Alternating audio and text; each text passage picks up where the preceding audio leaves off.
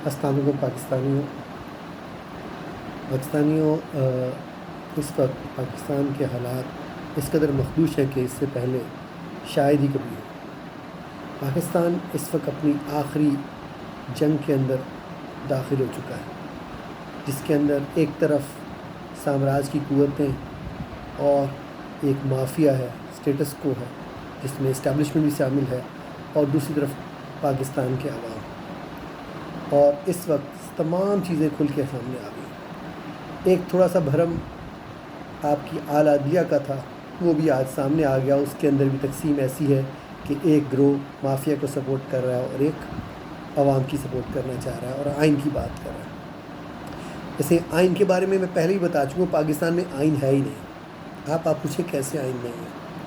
دیکھیں، آئین ایک سوشل کانٹریکٹ ہے عوام کا ریاست کے ساتھ، اور کانٹریکٹ جو ہوتا ہے قانونی طور پہ، آئینی طور پر پاکستان کے اندر ایک قانون ہے، کانٹریکٹ ایکٹ 1872، اس کے تحت مطلب اس کو ڈیل کیا جاتا ہے، اور جس کے اندر کیا ہے کہ کانٹریکٹ جو ہے اس کے اندر جتنے فریقین ہیں وہ کوئی بھی معاہدہ جو ہے وہ کرنے جائیں گے تو وہ فری ویل کے ساتھ آزادانہ طور پہ ہوگا۔ اس کے اندر سیکشن 10 واضح ہے، وہ کہتا ہے کہ یہ فری ویل کے ساتھ ہو، اس کے اندر نہ ان کے ساتھ دھوکہ دہی ہو، نہ فراڈ ہو، نہ کوئی دباؤ ہو، نہ کوئی مسٹیک ہو، نہ کوئی کسی قسم کی مس ریپرزنٹیشنز ہو۔ یہ تمام چیزیں اگر نہیں ہیں تو وہ معاہدہ جو ہے ویلڈ کہلائے گا، اپنی باقی تمام شرائط کے ساتھ جو سیکشن 15 سے آنورڈ بتائی گئی ہیں۔ تو جنرل باجوہ جب سروس میں اپنے آخری دنوں میں تھے، تو بھی سروس میں تھے، ریٹائر نہیں ہوئے تھے، انہوں نے کلیئر طور پہ اعتراف کیا کہ فوج جو ہے وہ پاکستان کے الیکشنز کے معاملات کے اندر اس کو منور کرنے میں 70 سال سے شامل ہے۔ جب وہ شامل ہے تو اس کا مطلب ہو گیا کہ جتنے بھی الیکشن ہوئے آج تک پاکستان بننے سے بعد، وہ تمام جو الیکشن ہیں ان میں جو نمائندے آئے وہ عوام کے حقیقی نمائندے نہیں تھے۔ یعنی کہ جو آئین لکھے گئے اس کے بعد 1935 کے ایکٹ کے بعد، جو کہ ہم نے انٹرم ایکٹ لیا تھا، وہ چاہے 56 کا تھا، 62 کا تھا یا 73 کا تھا، وہ عوام کے حقیقی نمائندوں پہ مبنی اسمبلیوں نے نہیں بنایا۔ جب انہوں نے نہیں بنایا تو اس کا مطلب وہ عوام کا صحیح نمائندہ نہیں، اور جو کانٹریکٹ ہے یعنی سوشل کانٹریکٹ عوام کا ریاست کے ساتھ، وہ استوار ہی نہیں ہوا، وہ بنا ہی نہیں، کیونکہ اس کے اندر فراڈ آ گیا۔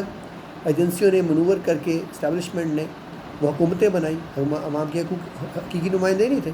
اس کا ثبوت آج آپ کے سامنے آ رہا ہے کہ یہ ادارے، یہ پارلیمنٹس، یہ سارے ادارے، اس میں اسٹیبلشمنٹ، فوج، عدلیہ اور دیگر ادارے، وہ عوام کے لیے کام نہیں کر رہے، کیونکہ اگر عوامی نمائندوں سے نے بنائے ہوتے یہ معاملات، یہ قوانین اور یہ آئین، تو پھر اس پہ عمل درآمد عوام کے حق میں ہوتا۔ لیکن یہاں کیا ہو رہا ہے؟ مافیا کے حق میں سب چیزیں ہو رہی ہیں۔ تو یہ آئین ہے ہی نہیں، لوگ پتہ نہیں کس آئین کو تلاش کر رہے ہیں۔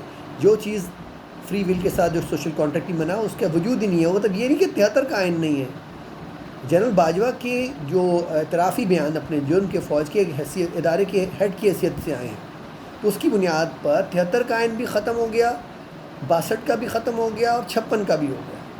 ہم وہی جو قائد اعظم نے اڈاپٹ کیا تھا انٹرم عبوری قانون آئین، جسے پاکستان نے مطلب اپنے لیے عبوری آئین کے طور پہ چنا تھا، تاکہ ہم اس کے بنانے کے، اپنے آئین کے بنانے کے دوران اس کو اڈاپٹ کرنے کچھ چینجز کے ساتھ، تو وہ وہاں اس سچویشن پہ آ گئے۔ اور اس کے اندر جو ہے پاکستان کا نہ کوئی صدر ہے، نہ کوئی اور عہدہ، مطلب یہاں پہ وائس رائے ہے، اور ہمارے کنگ اس وقت پرنس چارلز ہیں جی، یو کے میں بیٹھے ہیں، ہم وہاں پہ آ چکے ہیں۔ اب سوال ہے کہ وہاں تو 1946 کی اسمبلی موجود تھی، جس کے ممبران نے پاکستان میں آگے قانون سازی کر کے اس اسمبلی نے آئین بنانا تھا، تو اب تو وہ سارے وفات پا گئے۔ اب سوال ہے کہ اب آئین کیسے بنے؟ تو اسی کے اندر ریفرینڈم کا ایک آپشن موجود ہے، بجائے اس کی کہ ملک کسی خون ریزی اور خانہ جنگی کی طرف جائے، ہم آئینی طور پر، مطلب ہم قانونی طور پہ، کیونکہ یہ جو گورنمنٹ آف انڈیا ایکٹ 1872 ہے، یہ ہمارا آئین سے پہلے کا ہمارے حصہ ہے قانون کا، وہ جو ہمیں بتا رہا ہے کہ یہ غلط ہو گیا ہے، تو اس کا مطلب اس کو صحیح کرنے کے لیے ہمارے پاس پھر جو آخری آئین ہے جو ہمارا اپلیکیبل ہے، جہاں پر ہم پہنچ چکے ہیں، وہ گورنمنٹ آف انڈیا ایکٹ 1935 ہے۔ اس کے تحت ہم یہ کر سکتے ہیں ملک کو خون ریزی، تباہی اور انتشار سے بچانے کے لیے، کہ اس کے تحت ریفرینڈم کرا دیں۔ ریفرینڈم کرانے کے بعد دیکھ لیں کہ قوم کیا چاہتی کیا نہیں، ورنہ ملک خانہ جنگی اور خون ریزی کی طرف چلا جائے گا۔ مطلب حقیقی طور پہ آئین نہیں ہے، آپ حالات دیکھ لیں، آئین معطل ہو گیا۔ میری بات کو زیادہ عام عوام سے زیادہ جو لوگ قانون اور آئین کو سمجھتے ہیں وہ سمجھ پائیں گے. تو اس لیے انہیں چاہیے کہ اس کو دیکھیں، اس کے سیکشن 10 کو دیکھیں اور دیکھیں سارا آپ کیا لا ہے، وہ مطلب سسپینڈ کیا، وہ ایبروگیٹ ہو چکا ہے، ناقابل عمل ہو چکا ہے 73 کا بھی، 62 کا بھی اور 56 کا بھی. تو اس لیے عوام اب کسی ایسے آئین کے پابند نہیں ہیں جو ان کو مطلب ایک تو ایسے حقوق دلا بھی نہیں سکے، اور جو کہ مطلب اعتراف کرنے کے بعد جنرل باجوہ کے ایک سربراہ کی حیثیت سے کہ وہ ہمارے حقوق سے کھیلے ہیں اور آئین ان کی وجہ سے، ان کے ادارے کی وجہ سے سارے بنے، تو یہ آئین سارے نال اینڈ وائڈ ہو گئے، قانونی طور پہ ختم ہو گئے. جو لوگ سمجھنا چاہتے ہیں وہ کانٹریکٹ ایکٹ 1872 کی شروع کی شکیں سیکشن 10 اور پھر 15 سے آن ورڈ 5 شک پڑھ لیں، ان کو سمجھ آ جائے گی. تو اس وقت یہ پاکستان ایک شدید آئینی بحران میں ہے، اور جو کہ بہت ہی خوفناک صورتحال ہے جس سے خانہ جنگی خون ریزی ہو سکتی ہے.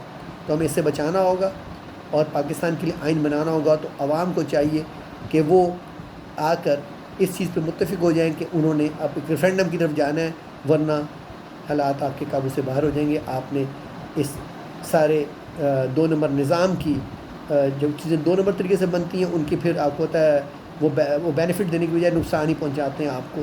آپ ان پروڈکٹ سے ہی فائدہ نہیں لے سکتے، تو پھر اس سے بنی ہوئی اداروں سے کیا فائدہ لیں گے. آٹوں میں لوگ مریں گے، ٹھیک ہے، لوگ مہنگائی سے مریں گے، لوگ قتل و غاروں سے مریں گے، لوگ ٹاکہ زنی سے مریں گے، اور یہ لوگ اپنے پیسے لے کے لوٹ مار کے باہر چلے جائیں گے. پاکستان کو بچائیے اور میری بات کو سمجھیے اور اس پر عمل درآمد کروائیے. اس آئین وائن کو چھوڑ دیں، یہ کاغذ کا ٹکڑا ہے، یہ کوئی آسمانی صحیفہ نہیں ہے، اور یہ لکھا بھی جن غاصب قوتوں نے تھا وہ ہمیں قابل قبول ویسے بھی نہیں تھا، لیکن یہ اعترافی بیان کے بعد ختم ہو گئے سارے آئین. ہمیں اپنا نیا آئین بنانا ہے. اس لیے آپ لوگ اس آئین کی نئے آئین کے بنانے کی جدوجہد کریں، باقی چیزیں چھوڑ دیں. اگر میری بات آپ کو سمجھ آتی ٹھیک لگتی ہے تو آگے بڑھا دیجیے گا. پاکستان زندہ باد.